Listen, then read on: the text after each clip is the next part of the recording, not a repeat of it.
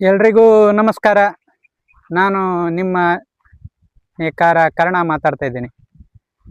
ಹೆಮ್ಮೆಯಿಂದ ಹೇಳ್ತೀನಿ, ನಾನೊಬ್ಬ ನೇಕಾರ. ಏನಪ್ಪ ಎಲ್ಲರೂ ನೇಕಾರಿಕೆ ವೃತ್ತಿ ಬಿಟ್ಟು ಇದೇನೈತಿ ನೇಕಾರಿಕೆ ಹೇಳ್ಕೊಳಕ ನಾಚಿಕೆ ಪಡ್ಕೊಳೋ ಮಾನದಾಗ ನಾನೊಬ್ಬ ಹೆಮ್ಮೆ ನೇಕಾರ ಅಂತ ಹೇಳ್ತೀನಿ ಅಂತ ಕೇಳ್ಬೋದು ನೀವೆಲ್ಲ.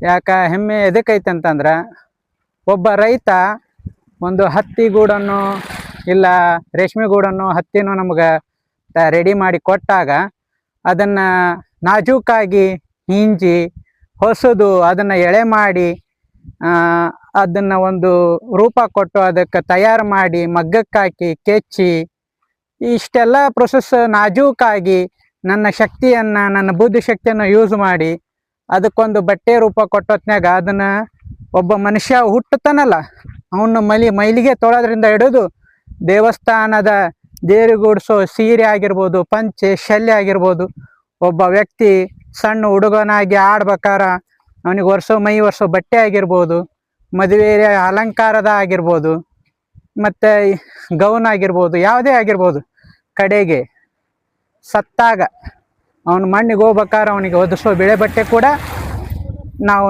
ನೇಕಾರ ನೈದ ಬಟ್ಟೆಯಿಂದನೇ ಮಾಡ್ತೇವೆ. ಅದಕ್ಕೋಸ್ಕರ ಹೇಳ್ತಿರೋದು, ಹೆಮ್ಮೆಯಿಂದ ಹೇಳ್ತೀನಿ ನಾನೊಬ್ಬ ನೇಕಾರ ಅಂತ. ಯಾರನ್ನ ಹಚ್ಕೋಬೇಡ್ರಿ. ನೇಕಾರಿಕೆ ಅಂದರೆ ಏನು ಸಣ್ಣ ಪ್ರಮಾಣದ್ದಲ್ಲ. ಈ ಜಗತ್ತಿಗೆ ರೈತ ಹೆಂಗೆ ಅನ್ನ ಕೊಡ್ತಾನಲ್ಲ, ಅದೇ ಥರ ನಾವು ವಸ್ತ್ರದಾತರ ಆಗಿದ್ದೀವಿ. ಶ್ರಮ ಪಟ್ಟು ನಾವು ಕೆಲಸ ಮಾಡ್ತೀವಿ, ಅದಕ್ಕೆ ಕೆಲವೊಂದು ಸಾರಿ ತಕ್ಕ ಪ್ರತಿಫಲ ಸಿಗೋದಿಲ್ಲ. ಯಾಕೋ ನಮ್ಮದು ಒಂದೊಂದು ಟೈಮ್ ಯಾರಿಗೂ ಕಷ್ಟನ ತಪ್ಪಿದ್ದಲ್ಲ. ನೇಕಾರಿಕೆಯಲ್ಲಿ ಇರೋಷ್ಟು ಲಾಭ ಯಾವುದರಲ್ಲೂ ಇಲ್ಲ.